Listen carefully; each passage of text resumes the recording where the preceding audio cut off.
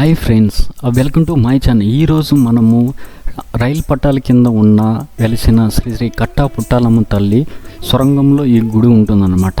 ఆ గుడి ఎలా ఉంది, ఆ గుడి యొక్క విశిష్టత ఏమిటి, అమ్మవారు ఎక్కడ ఎలా వెలిశారు అనే విషయాలు మనం తెలుసుకుందాం. ఇది ఎక్కడో లేదండి, మన తిరుపతి అతి సమీపంలో రేణిగుంటలో ఉందండి. ఎయిర్పోర్ట్కి ఒక 5 కిలోమీటర్ల దూరంలో శ్రీ శ్రీ కట్టా పుట్టాలమ్మ తల్లి. ఆ గుడి యొక్క విశిష్టత ఏంటి, అమ్మవారు ఎలా వెలిసిందని మనం తెలుసుకుందాం, ఓకేనా. ఇదేనండి శ్రీ శ్రీ కట్టా పుట్టాలమ్మ వారి గుడి అనమాట. ఎదురుగా చూస్తున్నారు కదా, అదేనండి ట్రాక్, పైన ట్రాక్ ఉంటుంది. రేణిగుంటకి మన రైల్వే స్టేషన్ దగ్గరలో ఉంటుంది అనమాట. సో పైన ట్రాక్ ఉంటుంది, లోపల సొరంగ మార్గం ఉంటుంది, లోపల ట్రాక్, రైల్వే ట్రాక్ కింద అమ్మవారిని మనం దర్శనం చేసుకోవచ్చు అనమాట. ఈ గుడి యొక్క స్థల పూర్ణానికి వెళ్తే మనము, సో అమ్మవారు ఏంటంటే, అప్పుడంతా రైతులందరూ పంటలు పండించిన తర్వాత ఎద్దుల బండిలో కొన్ని వెళ్ళేవారు అనమాట.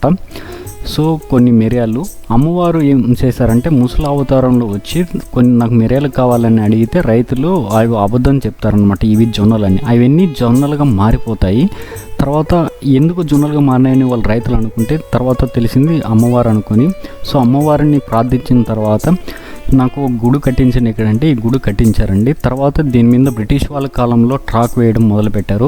అమ్మవారు నెత్తి నుండి ట్రాక్ వెళ్ళడం వల్ల అమ్మవారు ఆ రైళ్ళని ఆపేసింది అనమాట. ఎందుకు ఇలా జరుగుతుంది అనుకుంటే, అమ్మవారు ఆ పూజారులు వాళ్ళ యొక్క శక్తులు, అదే అభిప్రాయాలన్నీ తెలుసుకొని అమ్మవారి ధ్యానంలోకి వెళ్ళిన తర్వాత వాళ్ళ అమ్మవారి యొక్క సందేశాత్మకంగా ఆ ట్రాక్ని కొంచెం ముందుకు జరుపుతారనమాట, రైల్వే ట్రాక్. అప్పటి నుంచి ఈ గుడి అన్నమాట వెలిసిందనమాట. అంటే సో పైన ట్రాక్ ఉంటుంది, కింద అమ్మవారు అంట.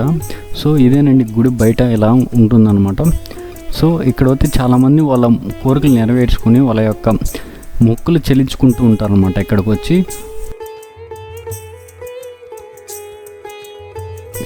తిరుపతికి వెళ్ళేటప్పుడు లేదా వచ్చినప్పుడు రేణిగుంట సమీపంలో ఉంది, తప్పకుండా ఈ గుడిని దర్శించండి.